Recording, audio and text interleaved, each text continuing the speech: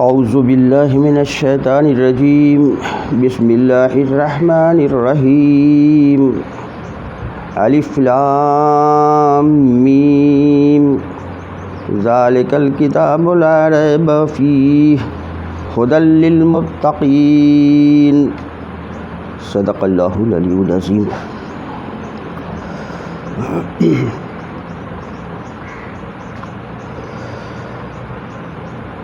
ترجمہ ہے، یہ الف لام میم ہے، یہ وہ کتاب ہے کہ اس میں کوئی شک نہیں، ہدایت ہے خدا سے ڈرنے والوں کے لیے۔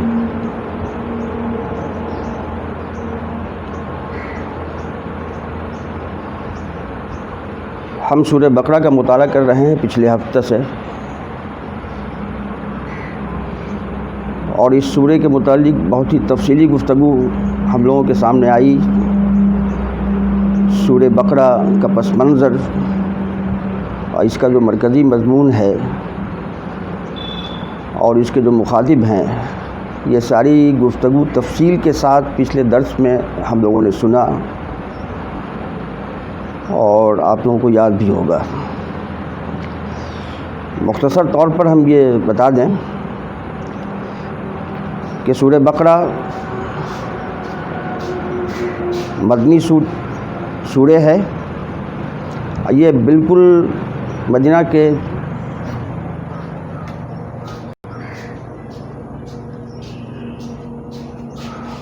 شروعات ہی میں نازل ہوئی ہے، مدنی زندگی کی شروعات میں، بالکل ابتدائی سورے میں سے ہے یہ مدنی صورتوں میں۔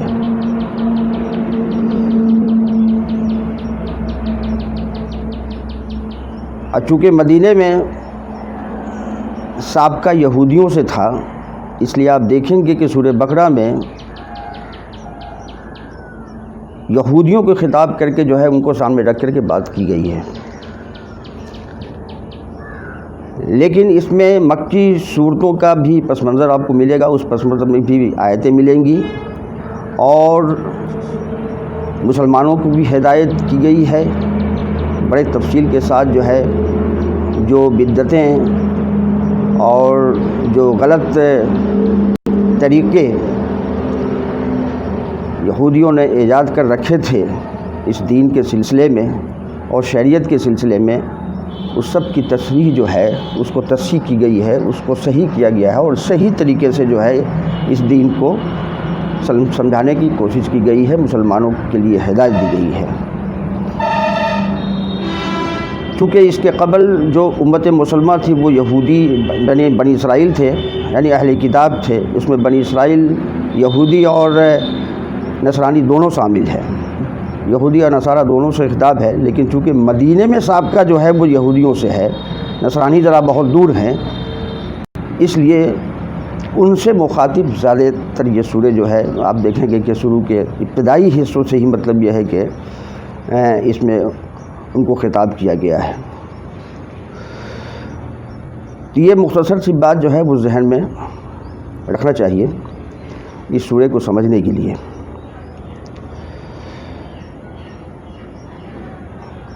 آج ہم نے 2 آیتیں پڑھی ہیں اس سورہ کی، جس میں الف لام میم پر جو ہے وہ خلاصہ اس سے پہلے بھی کیا جا چکا ہے کہ یہ حروف مقطعات ہیں، یعنی اس کو الگ الگ، ایسا مطلب یہ ہے کہ الگ الگ پڑھ کے جو حرف پڑھی جاتی ہے اس کو مقطعات کہتے ہیں۔ اس کو علم نہیں پڑھیں گے بلکہ الگ الگ حرف استعمال کریں گے، الف الگ، لام الگ، میم الگ، اور اس کا معنی جو ہے وہ اللہ کے سوا کسی کو نہیں معلوم ہے۔ یہ بات ہم لوگوں کے سامنے پچھلے درس میں آ چکی ہے، لیکن آج ہم تھوڑی سی گفتگو اس پر کریں گے، اس کے فائدے کیا ہیں، اس الف لام میم کے فائدے کیا ہیں، اس کو سمجھ لیا جائے۔ ایک چیز تو یہ ہے کیونکہ جیسا ہم نے بتایا کہ بھئی یہ یہودیوں سے خطاب ہے، اس میں یہودیوں کو بڑا غرہ تھا اپنے تعلیم پر، اپنے علم پر بہت غرہ تھا، اور وہ سمجھتے تھے کہ اس دھرتی پر جو ہے وہی علم والے ہیں اور انہی کے پاس سارا علم ہے، اور خاص کے مطلب یہ ہے کہ جو خدائی علم ہے جو وحی کے ذریعے سے آئی ہے وہ ہمارے پاس ہے اور کسی کے پاس نہیں ہے، یہ ان کو غرہ تھا۔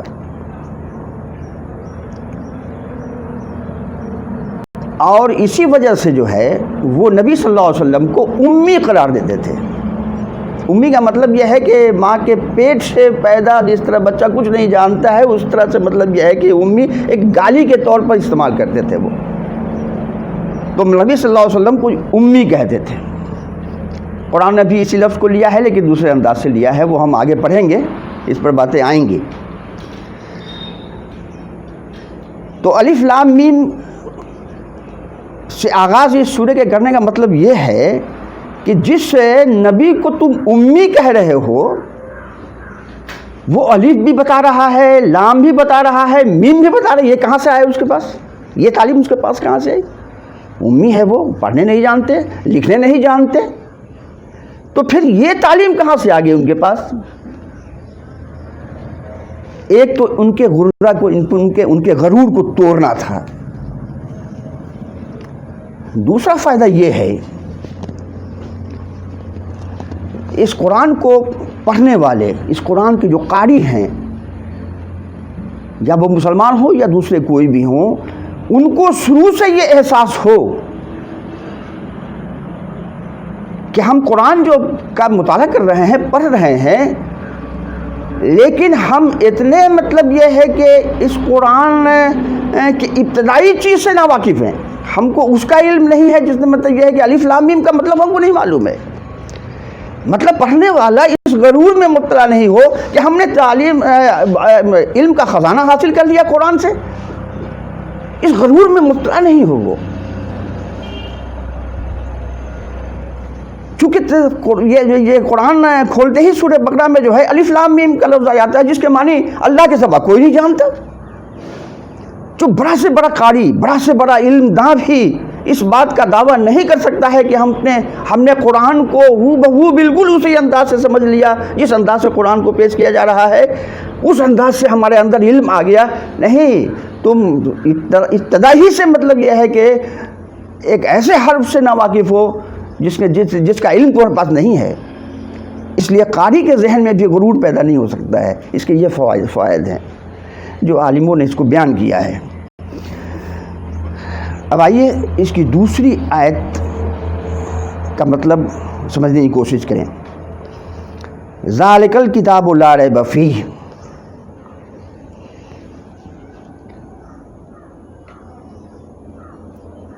یہ وہی کتاب الہی ہے جس کے کتاب الہی ہونے میں کوئی شک نہیں ہے۔ اس کا ترجمہ جو ہے مختلف طریقے سے کیا ہے، لیکن جو ترجمہ ہم کو زیادہ سوٹ کیا ہے وہ آپ کے سامنے ہم نے رکھا ہے اس ترجمہ کو، کہ یہ وہی کتاب الہی ہے جس کے کتاب الہی ہونے میں ذرہ برابر شک نہیں ہے، کوئی شک نہیں ہے۔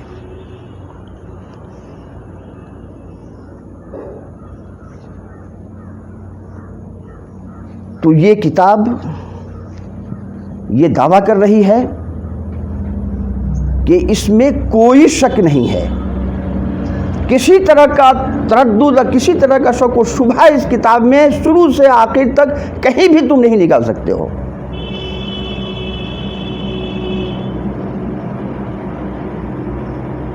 اور یہ تذکرہ کب ہو رہا ہے؟ جب ہم نے ابھی مطلب یہ ہے کہ سورہ فاتحہ پڑھا، اس میں ہم نے اللہ سے دعا کیا ہے کہ اہدنا الصراط المستقیم، اے اللہ ہم کو سیدھے راستے کی ہدایت بخش، ہم کو سیدھا راستہ دکھا۔ اب اللہ تعالیٰ اسی کے جواب میں جو ہے وہ سورہ بقرہ کو سامنے پیش کر دیتا ہے، اور اس دعوے کے ساتھ پیش کرتا ہے کہ یہ وہی کتاب ہے جس کی دعا تم نے ابھی مانگی، ہدایت کی دعا مانگی، صراط مستقیم کی دعا مانگی، تو یہ وہی کتاب ہے اور اس میں ذرہ برابر شک نہیں ہے، ذرہ برابر شک نہیں ہے۔ تو اللہ تعالیٰ نے فوراً یہ کتاب اس دعا کے طفیل میں لوگوں کے سامنے کر دیتا ہے. اس کو پڑھو، سمجھو، اور یہ جو صراط مستقیم کی طرف رہنمائی کر رہی ہے اس پر عمل کرو. ایک مفہوم تو یہ ہے. دوسرا مفہوم یہ ہے اس کا کہ اس کے مخاطب، جیسا ہم نے کہا انٹروڈکشن میں، کہ یہودی ہیں. یہودی اس بات کے منتظر تھے کہ اللہ تعالیٰ ایک آخری نبی بھیجے گا اور ایک آخری کتاب نازل کرے گا.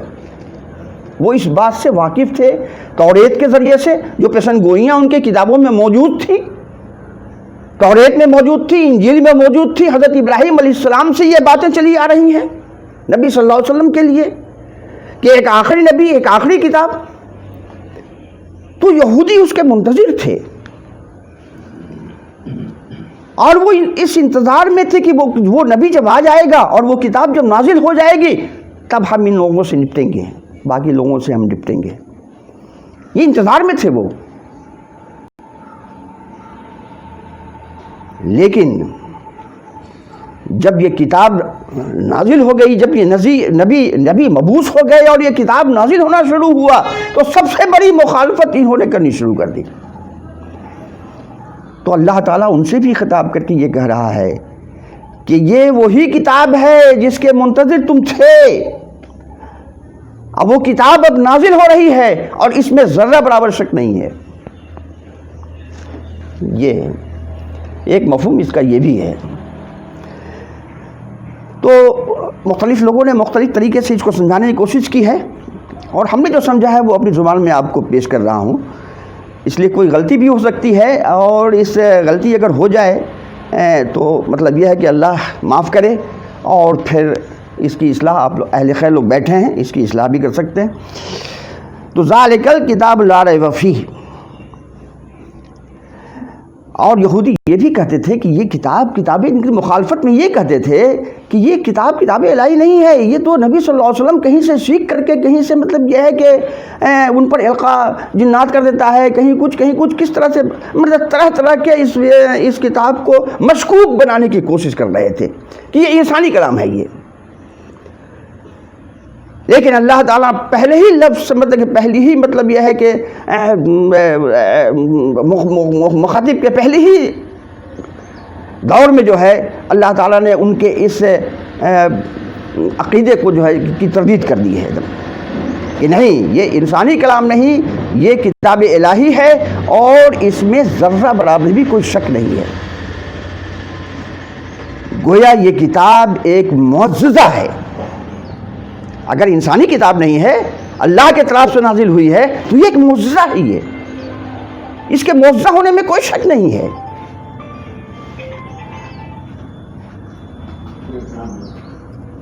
تو یہ کتاب جو ہے دراصل اللہ تعالیٰ کی طرف سے نازل کیوں ہوئی ہے، اور اس میں کوئی شک نہیں. پھر اللہ تعالیٰ نے، آپ دیکھیے گا کہ مختلف صورتوں میں جگہوں پر چیلنج کیا ہے. یہ اگر تم اس کو انسانی کتاب سمجھتے ہو، انسان کی لکھی ہوئی کتاب سمجھتے ہو، تو اس جیسی ایک سورے یا 10 سورے، پھر اس کے بعد ایک سورے بھی بنا کر کے لاد کے دکھا دو، تب سمجھے ہم. یہ چیلنج بھی دیا ہے، اور یہ چیلنج قیامت تک کے لیے ہے. قیامت تک کے لیے یہ چیلنج ہے کہ کوئی بھی انسان یا کوئی بھی گروہ اس کتاب جیسی ایک سورے بھی بنا کر کے دکھا دے. آج تک کوئی ایسا نہیں کر سکا، اور انشاءاللہ نہ قیامت تک کوئی کر سکے گا، کیونکہ یہ کتاب الہی ہے، اور یہ ایک اللہ تعالیٰ کی طرف سے یہ کتاب ایک معجزہ ہے. تو یہ بات سمجھ میں آ گئی کہ یہ کتاب الہی ہے اور اس میں ذرہ برابر بھی شک نہیں ہے. تو پھر آپ نے اس کو معجزہ بھی مان لیا، کتاب الہی بھی مان لیا، اس میں کوئی شک نہیں ہے یہ بھی مان لیا. تو یہ ہے کس کام کے لیے؟ ہدی للمتقین. اب اگلا کے الفاظ جو اللہ تعالیٰ نے بیان کیے ہیں، یہ کتاب الہی ہے، تو ہے کس کام کے لیے؟ تو یہ ہدی للمتقین ہے. یہ ہدایت ہے متقیوں کے لیے.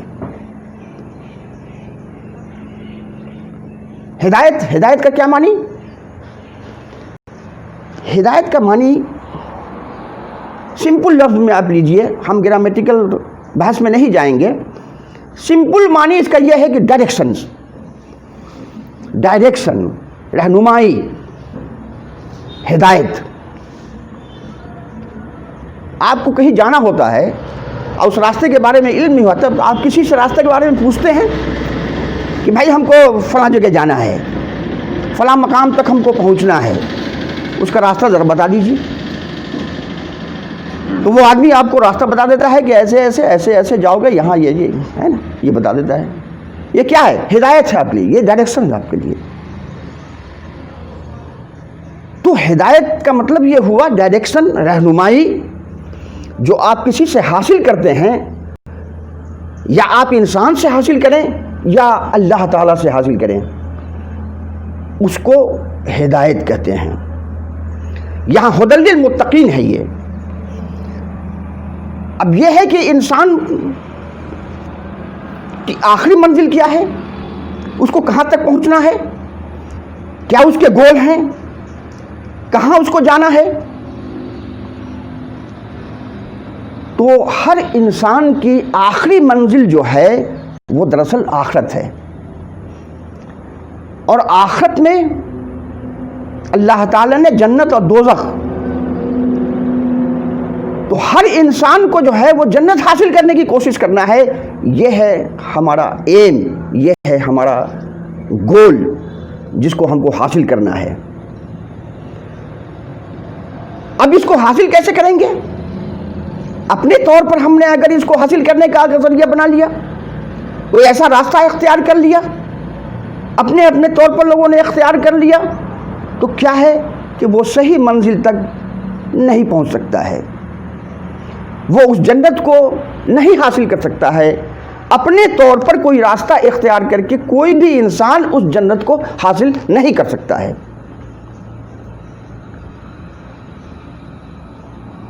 تو وہ ڈائریکشن ہم کو کون دے گا؟ یہ کتاب ہم کو وہ ڈائریکشن دی گئی ہے. جس کتاب کو اپنے کتاب الہی مان لیا ہے اور اس کو معجزہ مان لیا ہے، تو اب یہی کتاب آپ کو وہ ڈائریکشن دے گی جو آپ کو اپنے ایم کے مطابق اصل جگہ پر پہنچنے میں مدد کرے گی.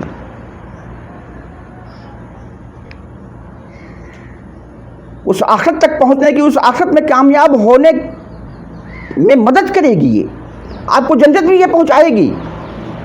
تو یہ ہمارے لیے ڈائریکشن ہے، یہ کتاب جو اللہ کی طرف سے نازل ہوئی ہے. اور چونکہ اللہ تعالیٰ نے انسانوں کی تخلیق کی ہے، اس نے اس کو بنایا ہے، اور پیدائش سے لے کر کے موت تک کا سارا علم اللہ کے پاس موجود ہے آپ کے بارے میں. اس حساب سے جو ڈائریکشن اللہ تعالیٰ نے بنایا ہے، اس ڈائریکشن میں کہیں بھی کوئی خرابی، کوئی بھی شک و شبہ کی گنجائش، کوئی بھی ایچ پیچ یا کسی طرح کی کوئی الجھن آپ کو اس راستے میں نہیں ملے گی. ایک 18 سال کا بچہ بھی اس سے ہدایت حاصل کر سکتا ہے، رہنمائی حاصل کر سکتا ہے، اور ایک 70-80 سال کا بوڑھا آدمی بھی اس سے ہدایت حاصل کر سکتا ہے. اور ہر اسٹیج میں اس کو رہنمائی اللہ تعالیٰ اسی حساب سے دیتے رہیں گے. یہ رہنمائی اللہ تعالیٰ کی کبھی مطلب یہ ہے کہ بند نہیں ہوگی، اور اس کی یہ ہدایت جو ہے اس کے لیے ہمیشہ شامل حال رہے گی. چونکہ اللہ تعالیٰ نے انسان کو بنایا ہے، اس کے مزاج کو سامنے رکھ کر کے ہدایت دے رہا ہے. تو یہ بات ہدایت آپ سمجھ لیجئے کہ ہدایت معمولی طور سے یہ ہے کہ یہ ڈائریکشن ہے. یہ ڈائریکشن کس کو دے گا اللہ تعالیٰ؟ انسان کسی کو راستہ ایسی تو نہیں بتاتا رہتا ہے. آپ جب پوچھتے ہیں کسی سے تب نہ بتاتا ہے، بغیر پوچھے تو نہیں کہتا ہے کہ بھائی کہاں جاؤ گے، ایسے جاؤ ایسے جاؤ. ایسے کوئی بھی نہیں کرتا ایسا. جب آپ کسی سے رہنمائی حاصل کرنا، ہدایت لینا چاہتے ہیں، تبھی وہ راستہ بتاتا ہے. تو آپ اس قرآن سے اگر ہدایت لینا چاہتے ہیں تو اس کے لیے ضروری ہے کہ آپ کے اندر تقوی کی صفت موجود ہو. یہاں تقوی اس معنی میں نہیں ہے جس معنی میں تقوی عام طور سے لوگ لیتے ہیں. تقوی کا معمولی جو مطلب ہے، معمولی طریقے سے جو ہم لوگ سمجھ سکتے ہیں، آسانی سے سمجھ سکتے ہیں، وہ یہ ہے کہ یہ لفظ جو ہے اتقا سے آیا ہے. یہ اتقا کے معنی ہے اپنی حفاظت کرنا. کسی خطرے سے اپنے آپ کو بچانا، اور جو ایسا عمل کرتا ہے اس کو متقی کہتے ہیں، اس کو تقوی شعار کہتے ہیں۔ تو یہ لفظ اتقا سے آیا ہے، اور اتقا کے معنی ہوتے ہیں اپنے آپ کو بچانا۔ جو انسان اپنی حفاظت خود کرنا چاہتا ہو، کسی بھی کام کے برے نتائج سے وہ غافل نہیں ہو، اس سے وہ بچنا چاہتا ہو، ایسے لوگ اس کتاب سے ہدایت حاصل کر سکتے ہیں۔ یہ کتاب ہدی للناس ہے، یہ سارے انسانوں کے لیے یہ ہدایت کی کتاب ہے۔ لیکن جو لوگ الٹپ زندگی گزار رہے ہیں، لاپرواہی کی زندگی گزار رہے ہیں، چاہے وہ ہندو ہو، عیسائی ہو، سکھ ہو، چاہے کسی بھی مذہب کا ہو یا مسلمان ہی کیوں نہیں ہو، اگر لاپرواہی کی زندگی گزار رہے ہیں، ارے چلو کوئی بات نہیں، ایسا ہوتا ہے، ایسا کر لیا، کوئی بات نہیں ہے، زندگی میں یہ بھی چلتا ہے، کچھ وعدے خلافی بھی ہو جاتے ہیں، کچھ غیبت شکوے شکایت بھی ہو جاتے ہیں، کوئی بات نہیں ہے، وہ ارے چلتا ہے بھائی، یہ سب سوسائٹی میں چلتا ہے، کوئی بات نہیں ہے، یہ لاپرواہی ہے۔ اس لاپرواہی کے ساتھ جو لوگ اس کتاب کو پڑھنا چاہیں گے اس کو ہدایت نہیں ملے گا۔ اچھی طرح سمجھ لیجیے اس بات کو۔ آپ کے اندر اپنی حفاظت کا احساس خود ہونا چاہیے، چاہے آپ کسی ذات سے ہو، کسی بھی مذہب سے ہو، کسی بھی فرقے سے ہو، کسی بھی طرح کے آدمی آپ ہوں، لیکن آپ کے اندر یہ جستجو ہونی چاہیے کہ اپنی حفاظت ہم خود کیسے کریں، اور ہم برائیوں کے برے نتائج سے کیسے بچیں، اس کی فکر آپ کے اندر ہونی چاہیے، اس کی جستجو آپ کے اندر ہونی چاہیے۔ کسی بھی انسان کے اندر یہ احساس اگر پیدا ہے کہ بھائی ہم کو اپنی حفاظت خود کرنی ہے، اور ہم بچتے ہوئے اس دنیا میں زندگی گزاریں، ہم ایک اچھی زندگی اس دنیا میں گزاریں، تو اس کے لیے یہ جو ہے، اب وہ جو ہدایت ڈھونڈنے کو ملے گا تو اس کو ہدایت کہیں نہیں ملے گا۔ ہدایت کہاں ملے گا اس کو؟ تو اس قرآن میں ملے گا۔ قرآن کے سوا اب کوئی کتاب اس دنیا میں موجود نہیں ہے جس سے کوئی انسان ہدایت حاصل کر سکے اس جنت کے لیے اس ٹھکانے کے لیے جہاں ہر انسان کو پہنچنا ہے، جہاں گھر انسان کا بنایا ہوا ہے، وہاں ہر انسان کے لیے جنت بنایا ہوا ہے، وہاں پہنچنے کے لیے ہر انسان کے اندر یہ صفت ہونی لازمی ہے کہ وہ ڈرتے ہوئے زندگی اس دنیا میں گزارے۔ ایسا شخص اس کتاب سے رہنمائی حاصل کر سکتا ہے، اسی کے لیے وہ ہدایت ہوگا۔ وہ سب کے لیے ہدایت نہیں ہوگا، جو اس سے فائدہ اٹھانا چاہیں گے اس کے لیے یہ ہدایت ہے۔ یہ تو تقویٰ کو سمجھ لیجئے کہ تقویٰ جو ہے دراصل اپنے آپ کو اپنے آپ کی حفاظت کرنا ہے۔ آپ روڈ پہ چل رہے ہیں، ایکسیڈنٹ نہیں ہو جائے اس کے لیے آپ سائڈ سے چلتے ہیں، وہ کیا ہے؟ تقویٰ ہے۔ وہ آپ ہیلمٹ لگاتے ہیں، یہ کیا ہے؟ یہ تقویٰ ہے، آپ اپنی حفاظت خود کرنا چاہ رہے ہیں، تو یہ بھی تقویٰ ہے۔ آپ اپنی حفاظت خود کرنا چاہ رہے ہیں، آپ بچنا چاہ رہے ہیں اس برائی سے، اس ایکسیڈنٹ سے بچنا چاہ رہے ہیں، اس کا مطلب یہ آپ کے اندر تقویٰ ہے۔ یہ جسمانی تقویٰ ہے۔ یہ جو آدمی ہر دفعہ ہر وقت حاصل کرتا رہتا ہے، ہر وقت اپنے آپ کو بچاتا رہتا ہے کسی نہ کسی خطرے سے، کسی نہ کسی مطلب یہ ہے کہ برائی سے اپنے آپ کو بچاتا رہتا ہے، یہ جو ہے یہ جسمانی تقویٰ ہے۔ یہ لیکن ایک تقویٰ ہے جو روحانی تقویٰ ہے، آپ کی روح کی صفائی کرتا ہے، وہ آپ کے اندر جو ہے عقیدہ اس کی صفائی کرتا ہے، آپ کے دل کے اندر جو روگ ہے اس کو وہ دور کرتا ہے۔ تو اس تقوی کو حاصل کرنے کے لیے دراصل یہ قرآن ہے جو آپ کو ہدایت اور رہنمائی دیتا ہے۔ تو انسان اس قرآن سے سب انسان فائدہ اٹھا سکتے ہیں، یہ ہدی للناس ہے، لیکن فائدہ وہ لوگ اٹھائیں گے جس کے اندر جو ہے احتیاط سے زندگی گزارنے کی تمنا ہو۔ اگر احتیاط سے زندگی گزارنے کی تمنا نہیں ہے، اگر لاابالی پن ہے زندگی میں، اور مطلب یہ ہے کہ کسی بھی اچھے اور برے کی تمیز آپ کے ذہن میں نہیں ہے، تو ایسا آدمی اس قرآن سے فائدہ نہیں اٹھا سکتا ہے۔ یہ ابتدائی صفت اللہ تعالیٰ نے بتائی کہ ایسے لوگ قرآن کے لیے ہدایت ہے، ان کے لیے ڈائریکشن ہے۔ ایسے لوگ جب قرآن کھول کر کے بیٹھیں گے، چاہے وہ کسی بھی ذات اور کسی بھی مذہب اور کسی بھی فرقے کا ہو، اس کو ہدایت ملے گی۔ تو یہ ہے ہدی للمتقین ہے۔ یہ بات آسانی سے آپ لوگوں کو سمجھ میں بہت ہی پلین طریقے سے ہم نے سمجھانے کی کوشش کی ہے۔ کوئی علمی گفتگو نہیں، کوئی گرامیٹیکلی طریقے سے کوئی کسی چیز کی وضاحت نہیں، بس ایک سیدھی سادی بات ہے جو یہ قرآن آپ کے سامنے رکھنا چاہتا ہے۔ یہ وہ ہے کہ یہ کتاب الہی ہے، یہ وہی کتاب ہے جس کے لیے تم نے دعا کی ابھی، یا جس کے لیے یہودی منتظر تھے۔ یہ وہی کتاب ہے اور اس میں کسی شک و شبہ کی گنجائش نہیں ہے، اور یہ ہدی للمتقین ہے، ہدایت ہے ان لوگوں کے لیے جو اس دنیاوی زندگی میں جو ہے اپنے آپ کو جو ہے احتیاط کے ساتھ زندگی گزارنا چاہتے ہیں، احتیاط کے ساتھ اپنے رہنا چاہتے ہیں، اپنی حفاظت کرنا چاہتے ہیں، اپنی روح کو اور اپنے نفس کی پاکیزگی چاہتے ہیں۔ ان کے لیے یہ کتاب ہدایت ہے۔ اور جب اتنی بات آپ نے مان لی اور اس طرح سے آپ زندگی اگر گزار رہے ہیں، اگر آپ کے اندر جو ہے لاابالیہ پن نہیں ہے، تو انشاءاللہ یہ کتاب کا مطالعہ جب آپ کریں گے تو یہ آپ کو صراط مستقیم کی طرف لے جائے گا اور اس جنت کی طرف لے جائے گا، اس کی راستہ دکھائے گا جہاں آپ کا گھر بنا ہوا ہے، اور جو ہر انسان کے لیے وہاں جو ہے وہ پہنچنا جو ہے وہ ضروری ہے، وہ اس کی کامیابی ہے۔ تو یہ سیدھا راستہ آپ کو دکھائے گا۔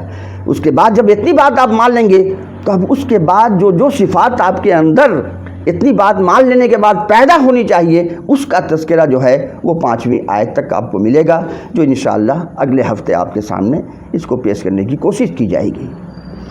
تو اتنی بات آپ سمجھ میں آ گئی کہ یہ کتاب جو ہے کتاب الہی ہے اور اس میں کوئی شک نہیں ہے، اور یہ ہدایت ہے ان لوگوں کے لیے جو لوگ اپنی حفاظت خود کرنا چاہتے ہیں اور بہت ہی احتیاط سے زندگی گزارنا چاہتے ہیں، ان کے لیے یہ کتاب ہدایت ہے۔ کوئی بھی آدمی جو اس طرح کی زندگی گزارنا چاہتا ہے، اس کو اس کتاب میں جو ہے ہدایت ملے گی، ڈائریکشن ملے گا اور صحیح زندگی گزارنے کا طریقہ ملے گا۔ باقی کہیں بھی کسی کتاب میں یہ طریقہ آپ کو نہیں ملے گا۔ وہ آخر دعوانا الحمدللہ رب العالمین۔